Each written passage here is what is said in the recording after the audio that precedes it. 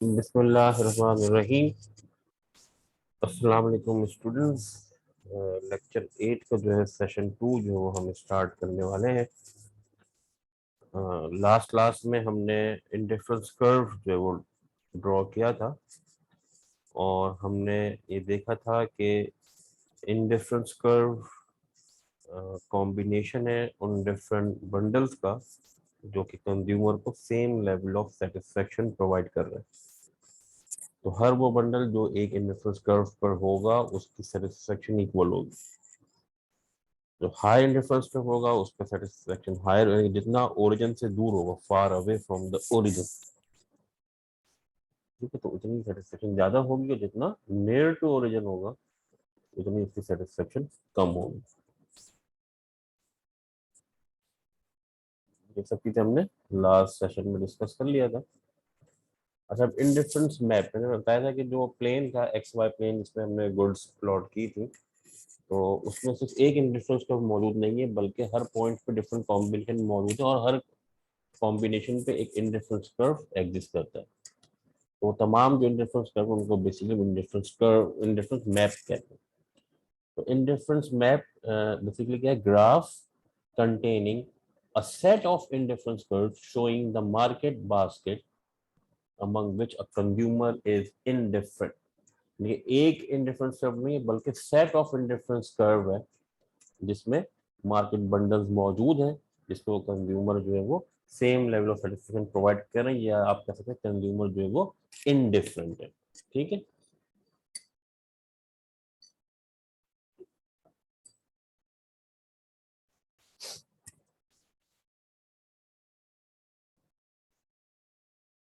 तो यहाँ पे हमारे पास तीन indifferent set of three indifference curve हमारे पास मौजूद है, U1 U2 एंड U3। तो U1 जो है वो सब ओरिजिन से सबसे ज्यादा करीब है, इसकी सेटिस्फेक्शन सबसे लोअर है। U3 पे जो वो सेटिस्फेक्शन सबसे हाईएस्ट है। तो मेरी जो प्रेफरेंस होगी वो ये होगी कि मैं U3 पे कंज्यूम करूँ, वो बंडल पिक करूँ जो कि U3 पर हो ताकि मेरी सेटिस्फेक्शन सबसे हाईएस्ट हो। And indifference map is a set of indifference curve that describe a person's preferences। इस सेट ऑफ इंडिफरेंस कर्व है जो कि आपको कंज्यूमर की प्रेफरेंसेस बता रहे हैं। हायर इंडिफरेंस कर्व पे वो ज्यादा प्रेफर करेगा, लो इंडिफरेंस कर्व को वो कम प्रेफर करेगा।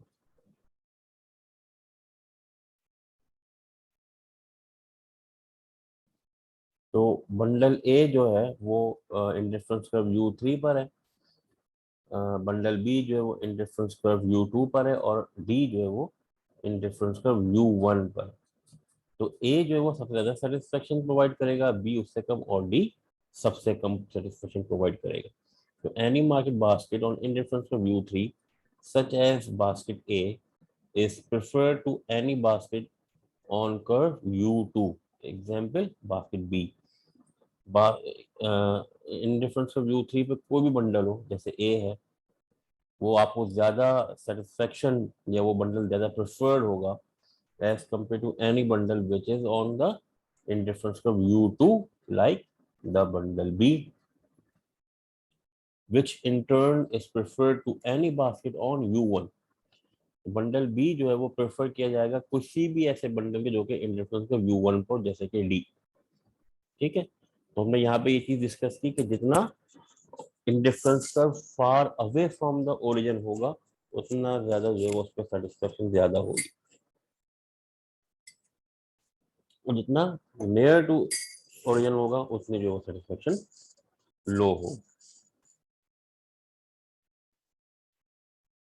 अच्छा, अब कुछ प्रॉपर्टीज हैं इंडिफरेंस कर्व की, तो आप अपने पास नोटबुक जो आपके पास मौजूद होगी उस पर आप एक हेडिंग डाल लें, प्रॉपर्टीज ऑफ इंडिफरेंस कर्व। और सबसे पहली जो प्रॉपर्टीज है वो है indifference curve never intersect each other. ये जो जो इंडिफरेंस कर्व है वो हमेशा एक दूसरे के पैरेलल होंगे, ना ही वो दूसरे को टच करेंगे और ना ही वो कभी एक दूसरे को इंटरसेक्ट कर सकते हैं। ठीक है, अच्छा, क्यों नहीं इंटरसेक्ट कर सकते? सपोज हमने यहाँ पे फॉर एग्जांपल ये दो इंडिफरेंस कर्व ड्रॉ किए, U1 और U2। तो बंडल ए जो है वो पॉइंट ऑफ इंटरसेक्शन पर है, ठीक है। अब ये ऐसा कैसे पॉसिबल है कि जो बंडल ए है वो U2 पर भी है और U1 पर भी है और दोनों की लेवल ऑफ सेटिस्फेक्शन सेम है, तो ये हमारी अजम्पशन को वायलेट कर रहा है। तो हमने देखा था कि जो हमारी जो भी बंडल है वो बेसिकली क्या होंगे, तो हमारी प्रेफरेंसेस है वो कंप्लीट होंगी। तो ऐसा पॉसिबल ही नहीं है कि एक बंडल जो दो इंडिफरेंस कर्व पर और दोनों पे लेवल ऑफ सेटिस्फेक्शन सेम हो। तो इसलिए ये हमारी जो अजम्पशन है, जो कंज्यूमर थ्योरी की अजम्पशन है, उसको वायलेट कर रहा है, ठीक है। तो अगर हम देखें कि तीन हमने बंडल लिए हैं, बंडल ए, बंडल बी और बंडल डी, ठीक है। अच्छा, अब कौन सी थ्योरी को वायलेट कर रहा है ये अजम्पशन को? ट्रांजिटिविटी को। कैसे वायलेट कर रहा है कि अगर मैं ये कहूं कि U1 को लूं मैं, ठीक है, तो U1 पे मेरे पास दो बंडल हैं ए और बी, तो A is equal to B, ठीक है, क्योंकि सेम इंडिफरेंस है, जो लेवल ऑफ सेटिस्फेक्शन ए की है वही लेवल ऑफ सेटिस्फेक्शन बी की होगी।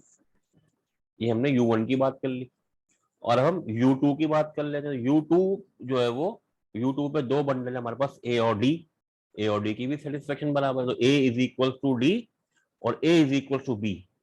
ये इंडिफरेंस कर्व दोनों कह रहे हैं हम, क्योंकि प्रॉपर्टी है कि सेम इंडिफरेंस कर्व पे जो भी बंडल होगा उसके लेवल ऑफ सेटिस्फेक्शन बराबर होगी। तो हमने यहाँ से एक क्वेश्चन राइज की, A is equal to B and A is equal to D. जब ए और बी बराबर है और ए और डी बराबर है तो बी और डी भी बराबर होंगे, law of transitivity. If A is equal to B and B is equal to D, then D is equal to B, ठीक है, ठीक है ना। यानी कि A is equal to D के बराबर है, ए और बी बराबर है, ए और बी बराबर है, ए और डी बराबर है, तो बी और डी को भी बराबर होना चाहिए, लेकिन ऐसा नहीं है। बी जो है वो अलग इंडिफरेंस कर्व पर है, डी जो है वो लोअर इंडिफरेंस कर्व पर है। बी की बंडल ज्यादा ज्यादा कमोडिटीज है, वो ज्यादा प्रेफरेबल है, डी लो प्रेफरेबल है। तो इसलिए ये आपकी लॉ ऑफ ट्रांजिटिविटी को वॉयलेट कर रहा है। इसलिए ऐसा पॉसिबल नहीं है कि एक बंडल दो इंडिफरेंस कर्व पर, ठीक है। यही एक्सप्लेनेशन यहाँ पे रिटन में लिखी हुई है। According to this diagram the consumer should be indifferent among market basket A B, A और बी एंड डी, और ए और डी में भी वो इनडिफरेंट है, yet B should be prefer to D, लेकिन बी जो है वो प्रेफर किया जा रहा है डी में। तो ऐसा कैसे हो सकता है? तो because B has more of both goods, तो यहाँ पे लॉ ऑफ ट्रांजिटिविटी वॉयलेट होगी। इसका मतलब क्या है कि कभी भी एक बंडल दो इंडिफरेंस कर्व पर नहीं हो सकते। तो ऐसा कब होगा? जब वो इंटरसेक्ट हो रहे होंगे। तो थ्योरी ये कहती है कि इंडिफरेंस कर्व कभी भी एक दूसरे को इंटरसेक्ट नहीं करेंगे।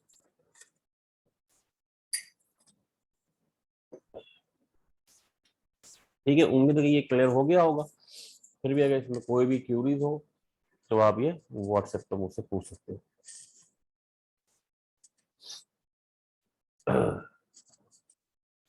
तो दूसरी प्रॉपर्टी है कि जो स्लोप होता है इंडिफरेंस कर्व का, वो मार्जिनल रेट ऑफ सब्स्टिट्यूशन कहलाता है, ठीक है। स्लोप क्या होता है? स्लोप कहते हैं रेट ऑफ चेंज को। तो आपने अपने बिजनेस मैथमेटिक्स कोर्स में पढ़ा होगा, यानी कि रेट ऑफ चेंज क्या है कि फर्स्ट मैं ये पॉइंट पर हूं जिसमें 12 यूनिट ऑफ क्लोथिंग है और 2 यूनिट ऑफ फूड है। तो अगर मुझे एक एक्स्ट्रा फूड कंज्यूम करना है तो उसके लिए मुझे कितने यूनिट सेक्रीफाइस करने पड़ेंगे? यानी कि अगर मैं 3 पर आ जाऊं, ये एरो गायब हो जाता है, ये एरो आ गया 3 पे, अगर मैं आ जाता हूँ तो 3 पे आने, जब मैं 2 पे था तो 2 पे मैं 12 यूनिट ऑफ क्लोथ कंज्यूम कर रहा था, ठीक है, अप्रोक्सीमेट। और 3 पर मैं कंज्यूम कर रहा हूँ 8। तो एक एक्स्ट्रा फूड कंज्यूम करने के लिए मुझे कितने यूनिट सेक्रीफाइस करने पड़े? 4।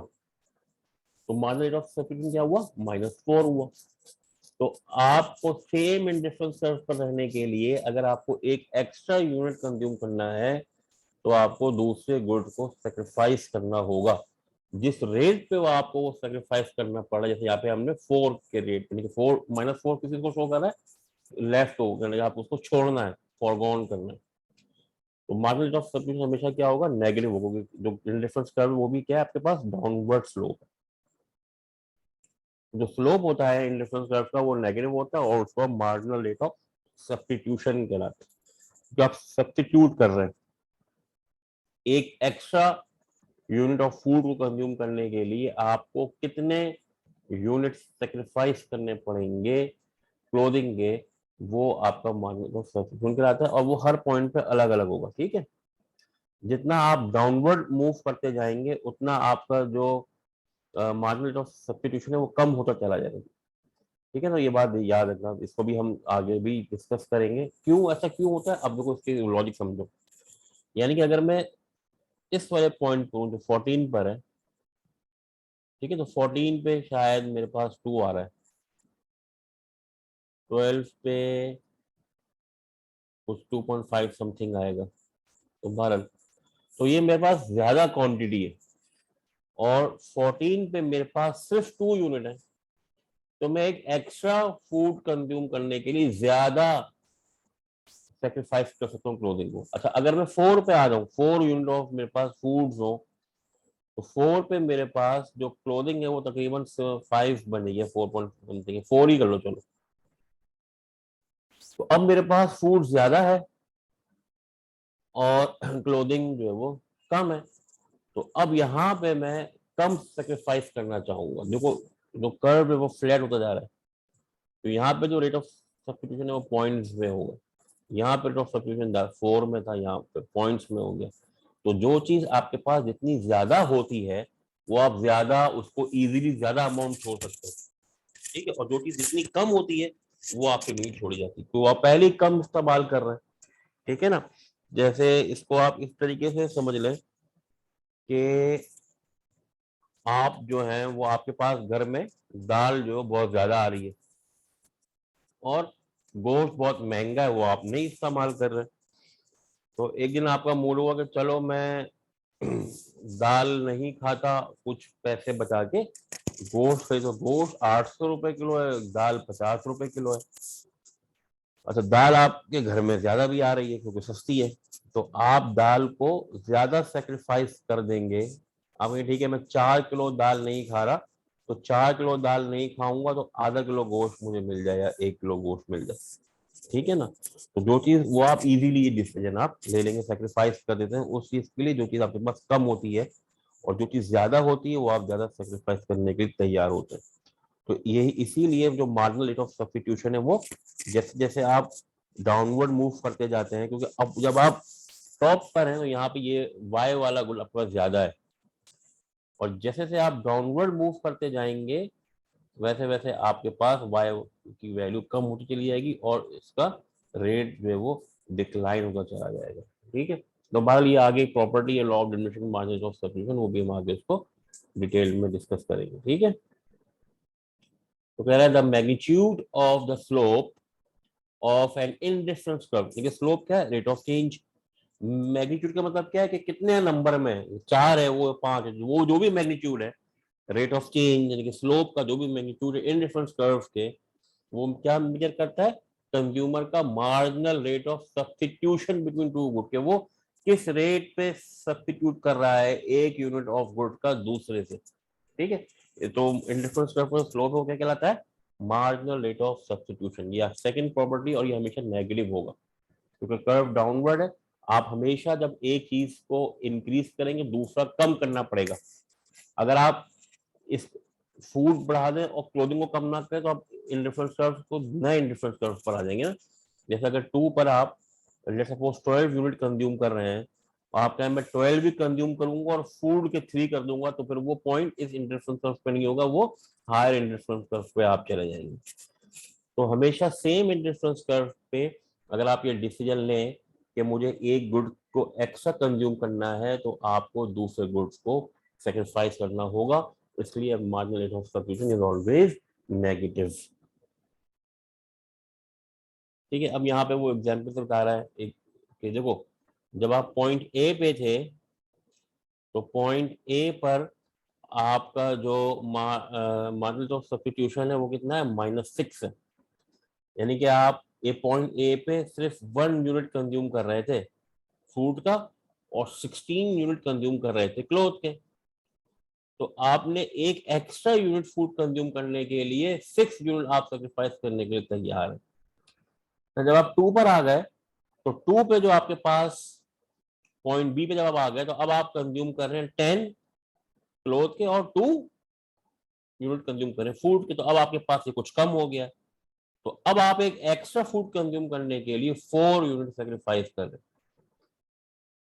और जैसे जैसे आपके पास फूड बढ़ता जा रहा है वैसे देखिए marginal rate of substitution decline होता जा रहा है। तो कह रहा है in this figure the marginal rate of substitution MRS between clothing and food fall from 6 to 4 between point A and B and to 2 यानी कि -6 था और यहाँ पे 2 हो गया between point D and E और यहाँ और E और D के दरमियान में 1 हो गया यानी कि 1 to 1 का एक्सचेंज हो गया। जब आपके पास 4 यूनिट आप कंज्यूम कर रहे थे फूड के तो अब आप एक गुड क्योंकि जो 4 दोनों की क्वांटिटी सेम थी ना 4 और 4 तो अब आपका जो रेट ऑफ चेंज था वो 1:1 का हो गया। ठीक है। तो ये जो basically law of diminishing marginal utility भी कहलाता है। तो इसको भी हम आगे जाकर डिटेल में डिस्कस करेंगे। तो ये आपको सेकंड प्रॉपर्टी क्लियर हो गई होगी। सेकंड प्रॉपर्टी में जो चीजें हमने समझी वो आपको कि मार्जिनल रेट ऑफ सब्स्टिट्यूशन क्या होता है ये आपको पता होना चाहिए। मार्जिनल रेट ऑफ सब्स्टिट्यूशन क्या होता है? Rate of change between good Y and good X. अच्छा यहाँ पे क्लोजिंग और एक्स आप जर्नल जो है वो हमेशा याद रखिएगा कि जो गुड वाई एक्सिस पर होगी वो न्यूमरेटर में आएगी, जो गुड एक्स एक्सिस में होगी वो डिनोमिनेटर में आएगी। तो यहाँ पे मार्जिनल रेट ऑफ सब्स्टिट्यूशन का फॉर्मूला नहीं लिखा हुआ है, वो फॉर्मूला मैं आपको यहाँ पे लिखवा देता हूँ। इसी स्लाइड में ही हम लिख लेते हैं।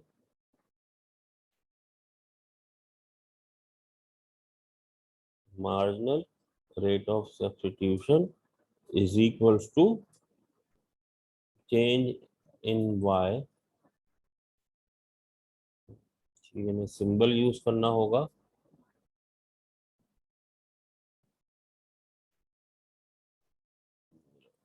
चेंज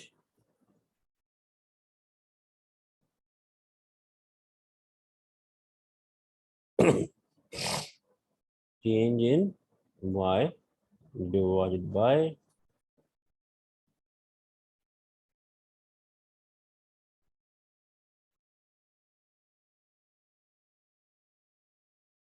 चेंज इन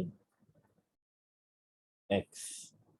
ठीक है, यानी कि इसको मैं इन अदर टर्म ऐसे लिख सकता हूँ marginal rate of substitution is equal to change in y। कैसे निकालते हैं? y2 minus y1 divided by x2 minus x1। ठीक है।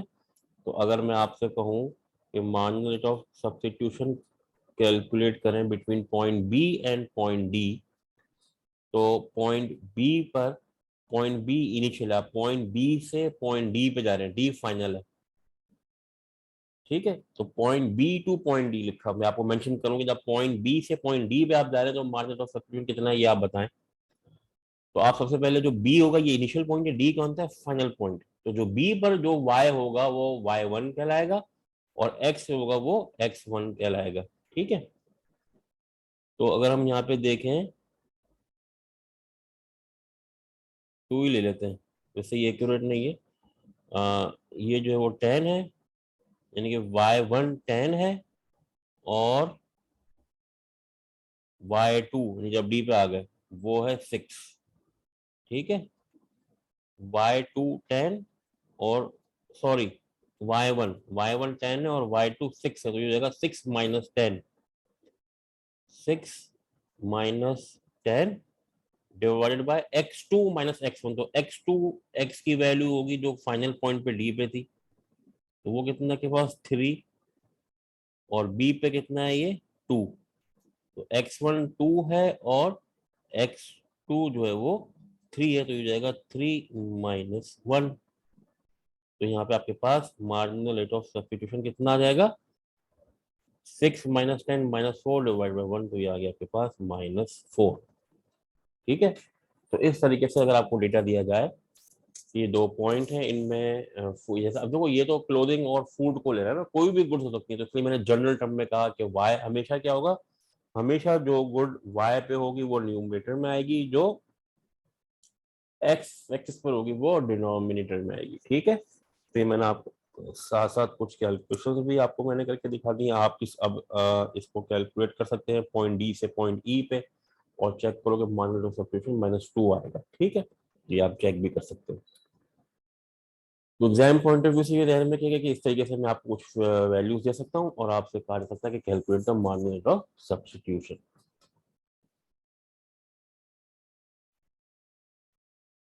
तो ये सेकंड प्रॉपर्टी हमने डिस्कस की इंडिफरेंस कर्व की।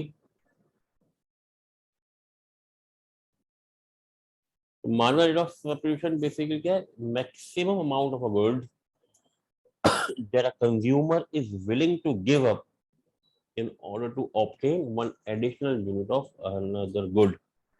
तो अगर मार्जिनल रेट ऑफ सब्स्टिट्यूशन की कॉन्सेप्चुअल डेफिनेशन देखें तो वो ये कह रहा है कि मार्जिनल रेट ऑफ सब्स्टिट्यूशन जो है वो ये शो करता है कितना कितनी अमाउंट, लेकिन वो मैक्सिमम अमाउंट होगी आप सेक्रीफाइस कर सकते हैं।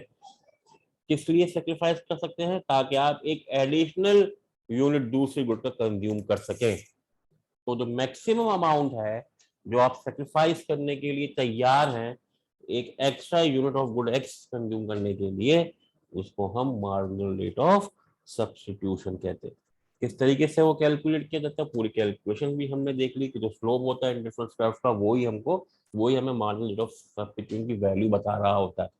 तो स्लोप जो होता है इंडिफरेंस कर्व का वो बताता है कि इंडिविजुअल कितनी क्वांटिटी जो है वो सेक्रीफाइस करने के लिए तैयार है एक गुड की एक एक्स्ट्रा यूनिट कंज्यूम करने के लिए दूसरे गुड से। ठीक है, उम्मीद है कि आपको ये कॉन्सेप्ट अच्छी तरीके से क्लियर हो गया होगा। अच्छा, अब हम जो मार्जिनल रेट ऑफ सब्स्टिट्यूशन से हमारे पास एक टर्म डेवलप होती है जिसे हम कहते हैं कॉन्वेक्सिटी। ठीक है, तो आपने ये पढ़ा होगा ना कॉनकेव और कॉन्वेक्स। तो कॉनकेव होता है जिसका जो समझे पेट होता है कर्व का वो ओरिजिन की तरफ हो, ये वो कॉनकेव कहलाता है। और कॉन्वेक्स होता है जो कि उल्टा हो, जिसका यानी कि जो जिस चलिए मैं आपको ड्रॉ करके दिखाता हूँ वर्ड की फाइल पे कि कॉन्वेक्स और कॉनकेव में क्या फर्क है।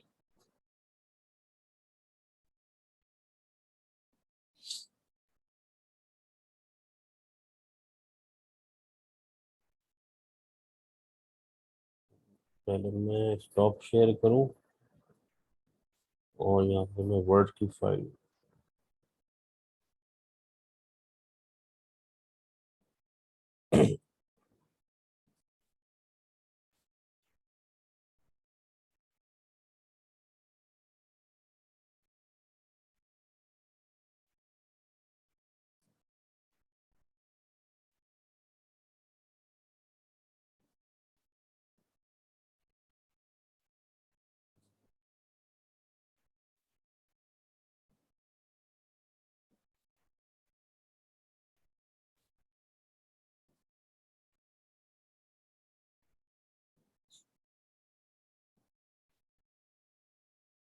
ठीक है, मैं आपको कॉन्वेक्स और कॉनकेव कर्व ड्रॉ करके दिखाऊं ताकि आपको इजीली क्लियर हो जाए।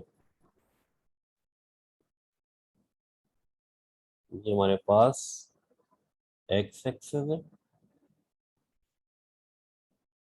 और ये हमारे पास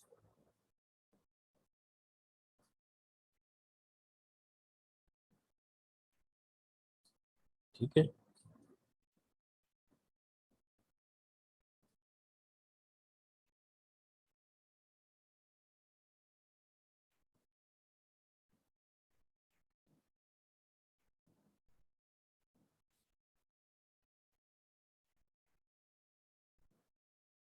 जो इंडिफरेंस कर्व होता है वो कॉन्वेक्स होता है, तो वो आपने देखा हुआ। कॉनकेव कर्व कैसा होता है वो मैं आपको बता देता हूँ।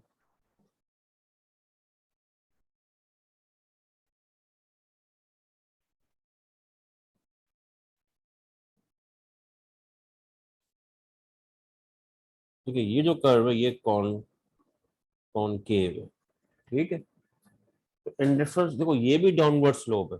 कि एक चीज को आप सेक्रीफाइस करने के लिए दूसरा आपको डिक्रीज करना पड़ेगा, ये भी डाउनवर्ड स्लोप है। लेकिन तो हम ये कहें कि इंडिफरेंस कर्व कॉनकेव नहीं हो सकता। क्यों नहीं हो सकता? क्योंकि जो मार्जिनल रेट ऑफ सब्स्टिट्यूशन है वो डिक्लाइन नहीं हो रहा, बल्कि वो रेट ऑफ चेंज बढ़ता था। तो कॉनकेव जो होता है, जिसमें जो कि जैसे इंडिफरेंस कर्व होता है, उसमें मार्जिन ऑफ सब्स्टिट्यूशन डिमिनिश हो रहा होता है। यहाँ पे जो मार्जिन ऑफ सब्स्टिट्यूशन है वो डिमिनिश नहीं हो रहा होता, बल्कि वो इंक्रीज हो रहा होता है। तो ये जो है वो आपके पास कॉन्वेक्स है, लेकिन सॉरी कॉनकेव है, लेकिन जो मार्जिनल जो इंडिफरेंस कर्व होता है वो हमेशा कॉन्वेक्स टू द ओरिजिन होता है। ठीक है, तो ये मैंने थोड़ा सा ग्राफ के तरीके से आपको एक्सप्लेन कर दिया।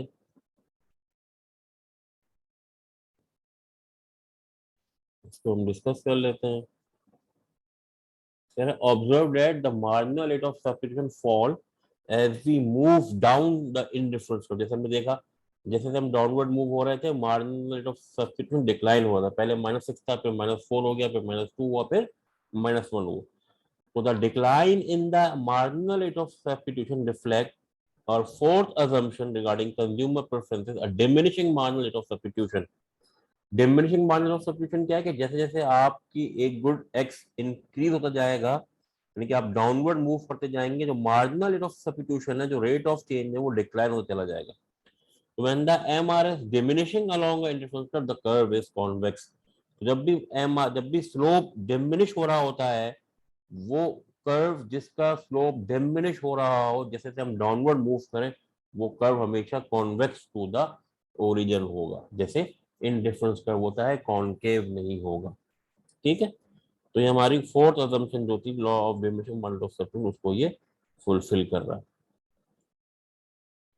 तो हमने कुछ चीजें डिस्कस की। सबसे पहले जो हमने आज की क्लास में डिस्कस किया वो हमने इंडिफरेंस कर्व मैप को देखा। इंडिफरेंस कर्व के बाद हमने properties of indifference curve discuss की। हमने देखा कि इंडिफरेंस कर्व कभी भी इंटरसेक्ट नहीं कर सकता, फर्स्ट प्रॉपर्टी।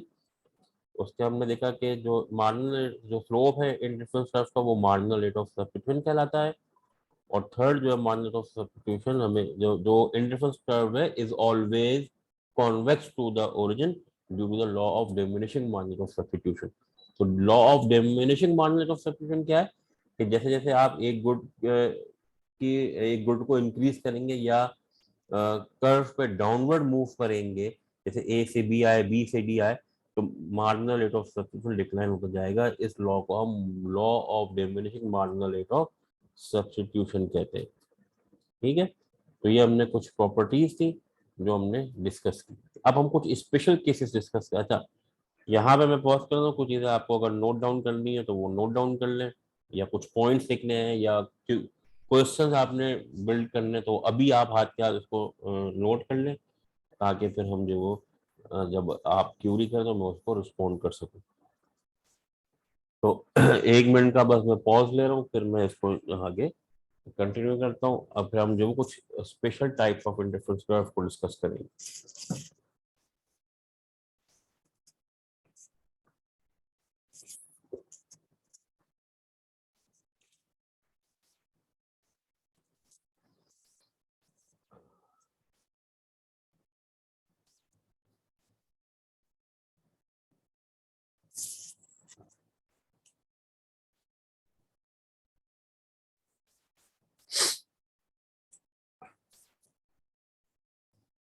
ठीक है, आप नोट करें, इसको पॉज कर लीजिएगा और हम अब स्पेशल केसेस डिस्कस कर लेते हैं, परफेक्ट सब्स्टिट्यूट और परफेक्ट कॉम्प्लीमेंट। तो जब आपने लॉ ऑफ डिमांड पढ़ा होगा, तो वहां पे आपने डिस्कस किया होगा कि सब्स्टिट्यूट गुड्स क्या होती हैं और कॉम्प्लीमेंट्री गुड्स क्या होती हैं। तो जाहिर सी बात है, ये रिकॉर्डेड क्लास है, तो मैं आपसे पूछ तो नहीं रहा हूँ, बल्कि मैं ही आपको बता देता हूँ। वो गुड जो हम एक दूसरे के ऑल्टरनेट के तौर पे यूज कर लें, वो सब्स्टिट्यूट गुड्स कहलाती है। ठीक है, जैसे पेप्सी और कोक है,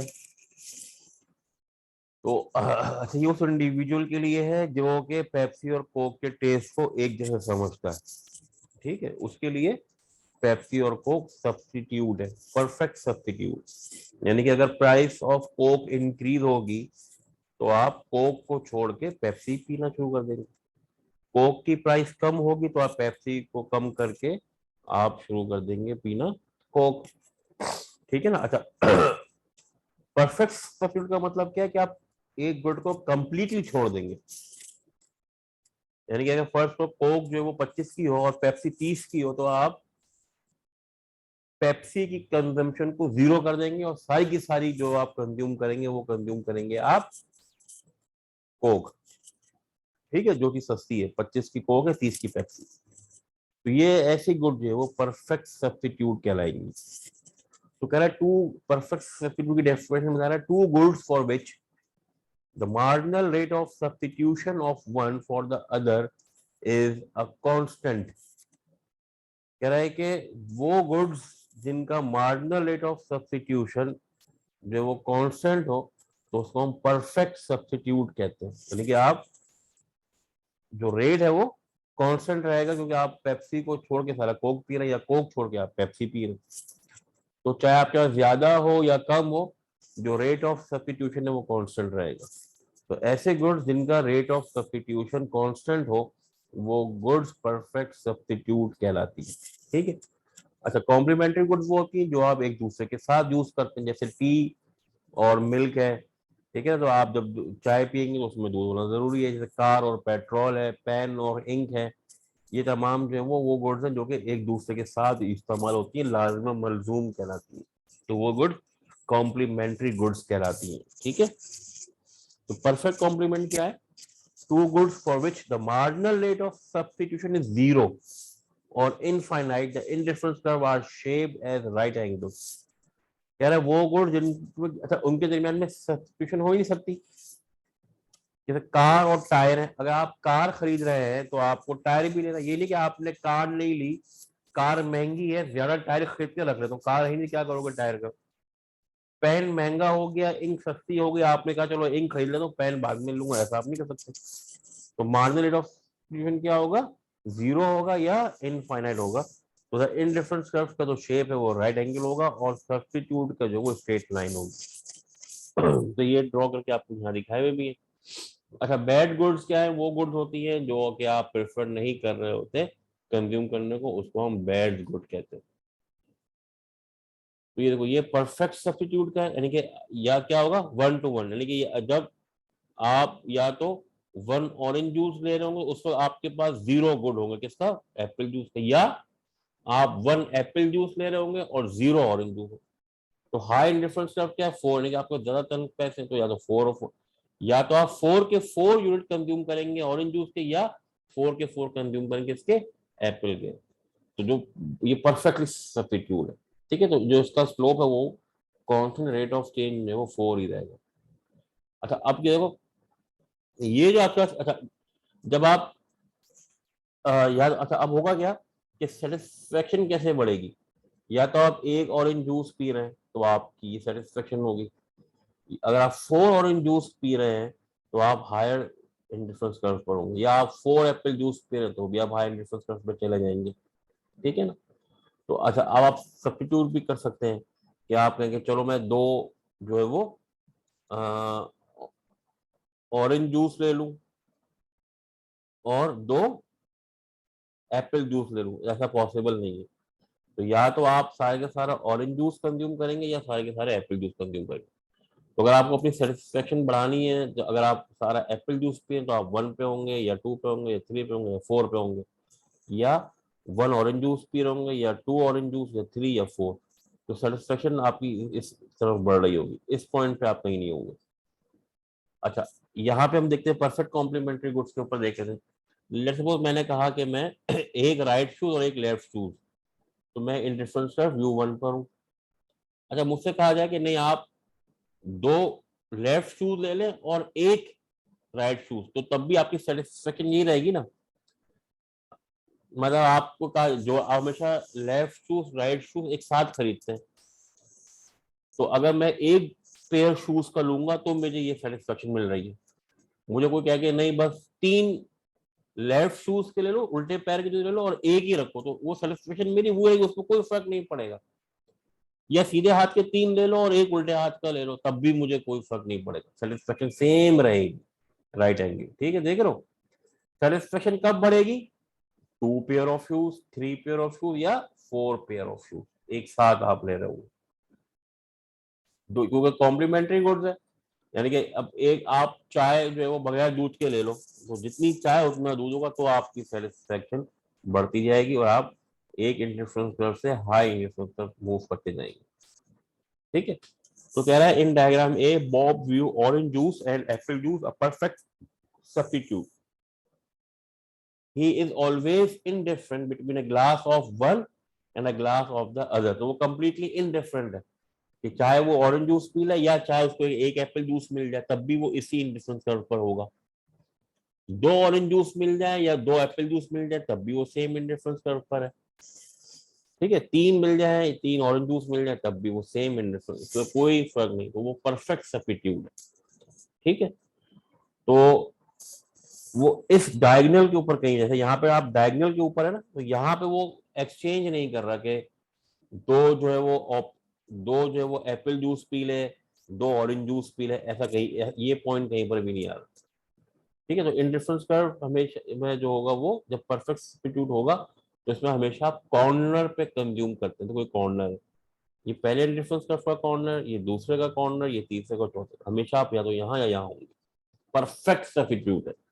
परफेक्ट सब्स्टिट्यूट का मतलब क्या है कि आप एक चीज को बिल्कुल भी कंज्यूम नहीं कर रहे हो, सारे के अंदर में दूसरे को भी कर रहे हैं। और कॉम्प्लीमेंट्री गुड्स में क्या होगा, पेयर में बढ़ेंगे। In B Jane view left shoes and right shoes as perfect complement and additional left shoes give her no extra satisfaction unless she also obtain the matching right shoes. कि आपके पास एक pair of shoes था, आप यहाँ पे थे, आपको एक लेफ्ट शूज दे दिया, कोई सेटिस्फेक्शन नहीं बढ़ेगी अनलेस आपको दूसरा राइट शूज भी दे दिया, तो आप यहाँ पर आ जाएंगे, हाई इंडिफरेंस कर्व पर आ गए। तो यहाँ पे ये बताने के का मकसद ये था कि अगर आपसे कहा जाए कि आप के पास दो गुड्स दी जा रही हैं और कंज्यूमर कंज्यूमर जो है वो दोनों गुड्स को परफेक्ट सब्स्टिट्यूट गुड्स समझता है, तो ड्रॉ द इंडिफरेंस कर्व, तो आप हमेशा straight line indifference curve draw करेंगे। ठीक है, ये शेप होगी जब दोनों गुड्स परफेक्ट सब्स्टिट्यूट होंगी। परफेक्ट सब्स्टिट्यूट नहीं होंगी या परफेक्ट कॉम्प्लीमेंट नहीं है, तो फिर आपके पास दोबारा वही नॉर्मल जो हमारा यू शेप इंडिफरेंस कर्व होता है, जो कि कॉन्वेक्स टू द ओरिजिन होता है, वो ड्रॉ होगा। ये दो स्पेशल केसेस हैं इंडिफरेंस कर्व के। अगर दोनों गुड्स कॉम्प्लीमेंट, परफेक्ट कॉम्प्लीमेंट का वर्ड आएगा, तो आप ये एल शेप राइट एंगल या एल शेप इंडिफरेंस कर्व होगा, और अगर परफेक्ट सब्स्टिट्यूट होगा तो स्ट्रेट लाइन इंडिफरेंस कर्व होगा। ठीक है, तो ये पॉइंट आप अपने ध्यान में रखिएगा, ये दो स्पेशल केसेस हैं परफेक्ट सब्स्टिट्यूट के और परफेक्ट कॉम्प्लीमेंट के। ठीक है, इसको मैं अगर यहाँ पे कोई भी पॉइंट आप नोट करना चाहते हैं तो आप इसको नोट कर लें, फिर हम इसको जो वो आगे कंटिन्यू करते हैं।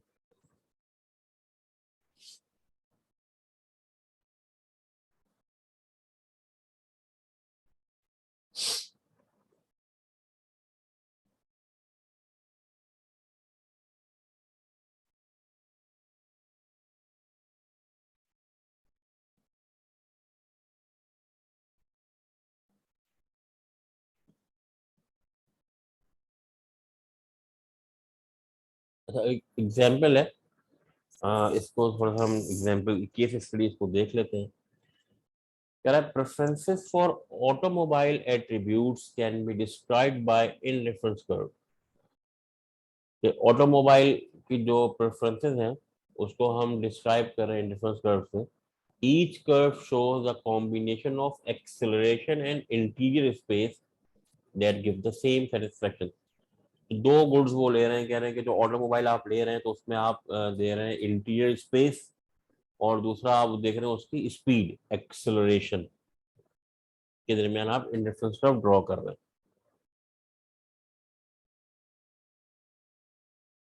तो देखो यहाँ पर मैंने एक डायग्राम ड्रॉ की है जिसमें मेरे पास वाई एक्सिस पर इंटीरियर स्पेस है और एक्स एक्सिस पर मेरे पास जो है वो एक्सेलरेशन। तो यहाँ पे देखो ये जो इंडिफरेंस कर्व है ये जो है वो मूव कर रहा है किसकी तरफ ज्यादा है, वाई एक्सिस तरफ, वर्टिकल है, देख रहे हो, वाई एक्सिस की तरफ। इसका मतलब क्या है कि ये जो कंज्यूमर है ये प्रेफर कर रहा है स्पेस को ओवर एक्सेलरेशन। तो दो गुड्स अगर वाई और एक्स हो तो कंज्यूमर अगर y को ज्यादा प्रेफर कर रहा है तो उसका जो इनडिफरेंस कर्व होगा वो देखो वर्टिकल, देखो सारे पैरेलल है कि वो हमेशा प्रेफर कर रहा है किसको, स्पेस को ज्यादा प्रेफर कर रहा है, एक्सेलरेशन को उतना प्रेफर नहीं कर रहा है। Owner of Ford Mustang cops are willing to give up considerable interior space for additional acceleration, क्योंकि उसके पास इंटीरियर स्पेस ज्यादा है, ठीक है ना, तो उसको एक एक्स्ट्रा यूनिट ऑफ एक्सेलरेशन लेने के लिए वो गिव अप कर सकता है ज्यादा इंटीरियर स्पेस, क्योंकि उसकी प्रेफरेंसेस जो है वो इंटीरियर स्पेस थी, तो उसने वो गाड़ी खरीदी हुई है जिसमें स्पेस बहुत ज्यादा है। तो अब वो अगर कोई एक ऐसा मॉडल आता है जिसमें एक्सेलरेशन स्पीड ज्यादा हो तो वो स्पेस को सेक्रीफाइस कर सकता है ज्यादा, ठीक है। तो ये दूसरा केस है, इसमें जो है वो प्रेफर कर रहा है किसको, एक्सेलरेशन को। The opposite is true for owner of the Ford explorer, लेकिन जो फोर्ड जो बाय करना चाह रहा है उसके पास एक्सेलरेशन तो पहले से ऑलरेडी इनफ है, तो वो इंटीरियर स्पेस के लिए जो है वो एक्सेलरेशन को ज्यादा सेक्रीफाइस कर सकता है। तो इंडिफरेंस कर्व की जो शेप है वो भी जो है वो कंज्यूमर का बिहेवियर बता रही होती है, जिस तरफ आपका रुझान ज्यादा होता है, जिस गुड को आप ज्यादा कंज्यूम आप ज्यादा कर रहे होते हैं, तो आपका जो इंडिफरेंस कर्व है वो उसी एक्सिस की तरफ होता है। तो जो वर्टिकल, ये देखो ये जो आपके पास स्टीप इंडिफरेंस कर्व है और ये फ्लैट इंडिफरेंस कर्व है। तो अब जो शेप होता है वो बेसिकली आपकी प्रेफरेंसेस के ऊपर डिपेंड करता है कि आप गुड एक्स को ज्यादा प्रेफर करो या गुड वाई को। अगर आप गुड वाई को ज्यादा प्रेफर कर रहे हो या आपका गुड वाई, तो इसलिए आप गुड वाई को ज्यादा कंज्यूम कर रहे होगे, तो जो आपका जो शेप है इंडिफरेंस कर्व का वो स्टीप होगा। और अगर आप गुड एक्स को ज्यादा प्रेफर करो, गुड एक्स कंज्यूम करो, तो आपका जो इंडिफरेंस कर्व का जो शेप है वो फ्लैट होगा, ठीक है ना। तो बहरहाल ये कुछ टेक्निकल चीजें थी। तो अब ये क्वेश्चन आपके जहन में आ सकता होगा, इंडिफरेंस का यू शेप तो है, अब यू शेप हम किस तरफ ड्रॉ करें, वाई पे या एक्स पे। तो एग्जाम में क्वेश्चन जो आपको दिया जाएगा उसमें एक चीज बताई जाएगी कि दो गुड्स हैं और लेट सपोज मैं कह दूं कि चॉकलेट है और चिप्स है, और कंज्यूमर जो है, अच्छा आप चॉकलेट को एक्स एक्सिस पे ड्रॉ करें और चिप्स को आप वाई एक्सिस पे ड्रॉ करें, तो चिप्स आप वाई पे लिख देंगे, चॉकलेट आप लिख देंगे एक्स पे। और मैं आपको बता दूंगा कि जो कंज्यूमर है वो प्रेफर कर रहा है चिप्स को, draw the indifference curve map. तो आप तीन इंडिफरेंस कर्व वर्ड जो है वो स्टीप इंडिफरेंस कर्व ड्रॉ कर देंगे, तो आपका मार्क्स फुल मिल जाएंगे आपको। इसी तरीके से अगर मैं कहूँ कि कंज्यूमर जो वो प्रेफर, एक दूसरा कंज्यूमर है वो चॉकलेट को प्रेफर कर रहा है, उसके लिए इंडिफरेंस कर्व मैप ड्रॉ कर दें, तो आप फ्लैट इंडिफरेंस कर्व का मैप ड्रॉ कर देंगे। तो यहाँ पे जो समझने की चीज थी एग्जाम के पॉइंट ऑफ व्यू से वो ये है, ठीक है, कि इंडिफरेंस कर्व यू शेप होता है, ये आपने देख लिया। उसका जो स्लोप होता है वो मार्जिनल रेट ऑफ सब्स्टिट्यूशन कहलाता है, ये आपने देख लिया। इंडिफरेंस कर्व जो है वो कॉन्वेक्स टू द ओरिजिन होता है, ये आपने कॉनकेव नहीं हो सकता। Marginal rate of substitution diminish होता है जैसे जैसे आप good x move downward move करते हैं। और फिर हमने स्पेशल केसेस देख लिए कि मैं कहूँगा पेप्सी और कोक परफेक्ट सब्स्टिट्यूट है, draw the indifference curve map, तो आपने स्ट्रेट लाइन इंडिफरेंस, ये देखो ये स्ट्रेट लाइन नहीं है, ये कर्व है। परफेक्ट सब्स्टिट्यूट में आपका स्ट्रेट लाइन थी जो कि दोनों एक्सिस को टच कर रहे थे, यहाँ ये एक्सिस को टच नहीं कर रहे, ठीक है। मैं ऐसा कहूँगा दो गुड्स हैं जो कि परफेक्ट कॉम्प्लीमेंट है, ड्रॉ द इंडिफरेंस कर्व, तो आप जो है वो परफेक्ट कॉम्प्लीमेंट डिफरेंस। तो ये चीज़, तो ज्यादा इसको कंफ्यूज होने की जरूरत नहीं है ना, ये समझो कि ये बहुत ज्यादा मुश्किल है। किस तरीके से सवाल पेपर में आ सकते हैं मैंने वो भी आपको बता दिया है। क्या चीजें आप इसमें, आपने रट्टा बिल्कुल भी नहीं लगाना है, ये सिर्फ कॉन्सेप्ट हैं जो कि आपको समझ में अगर आ गए तो आप ये क्वेश्चन अटेम्प्ट कर सकते हैं, ठीक है। तो अगर यहाँ पे मैं इस सेशन को, इस लेक्चर को, आज के लेक्चर को हम एंड कर रहे हैं, तो मैं ओवरव्यू दे देता हूँ कि जो हमने अभी तक पढ़ा, जो आपको चीजें याद नहीं करनी है बल्कि आपको कॉन्सेप्ट क्लियर होने चाहिए। तो पेपर में ये सवाल नहीं आएंगे कि what is the indifference curve, what is perfect substitute, what is complement, बल्कि जो मैंने क्वेश्चन अभी आपको बताया कि मैं आपसे कह सकता, हाँ ये मैं आपसे पूछ सकता हूँ कि जैसे ट्रू एंड फॉल्स स्टेटमेंट आ गई और उसमें मैंने लिख दिया कि indifference curve can be concave to the origin, तो आप कहेंगे फॉल्स स्टेटमेंट है। ट्रू स्टेटमेंट ये है कि indifference curve is always convex to the origin due to the diminishing law of marginal rate of substitution. उसको आपने एक्सप्लेन कर दिया अपनी ओन वर्डिंग के अंदर। अच्छा, मैं कह दूं कि indifference curve intersect each other, आप कहेंगे सर फॉल्स स्टेटमेंट है। ट्रू स्टेटमेंट क्या है कि ये law indifference curve never intersect each other because it neglect the law of transitivity, या ठीक है, या it fail the assumptions of the transitivity, fail to follow the assumption of transitivity कि a is equal to b is equal to c, then a is equal to c। तो वो आपने diagram draw करके point बता के वो चीज आप एक्सप्लेन करेंगे अपनी ओन वर्डिंग के अंदर। तो ये चीजें जो हमने यहाँ तक जो है वो हमने इसको कंप्लीट किया। तो ये हमारा जो है वो स्टेप 1 जो था वो हमारा कंप्लीट हो गया। बाकी जो यूटिलिटी है, यूटिलिटी फंक्शन, ये आपने ऑलरेडी जो है वो डिस्कस कर चुके हैं। तो ये हम फिर अगली क्लास में इसको देखेंगे और फिर हम अपने बजट कंस्ट्रेंट्स के ऊपर आ जाएंगे। तो फर्स्ट स्टेप हमने जो है वो आज के लेक्चर के अंदर कंप्लीट किया। उम्मीद है कि आपको ये लेक्चर जो है वो समझ में आ गया होगा। कोई भी चीज़ या कोई डिफिकल्टी हो या आपकी कोई सजेशंस हो कि ठीक है, वो आप व्हाट्सएप ग्रुप के ऊपर दे सकते हैं। तो फिर इसको आप लेक्चर को देखें, बुक्स आपके पास होना चाहिए, बुक आपके पास पीडीएफ में मौजूद है, बुक से उसको रीड आउट करें। और जब चैप्टर कंप्लीट हो जाएगा तो फिर हम जो है वो बुक के जो एंड क्वेश्चन हैं उनको सॉल्व करेंगे, ताकि आपको आइडिया हो सके कि किस तरीके से आपसे जो वो एग्जाम क्वेश्चन पूछे जा सकते हैं। ठीक है बेटा, टेक केयर, अल्लाह हाफिज।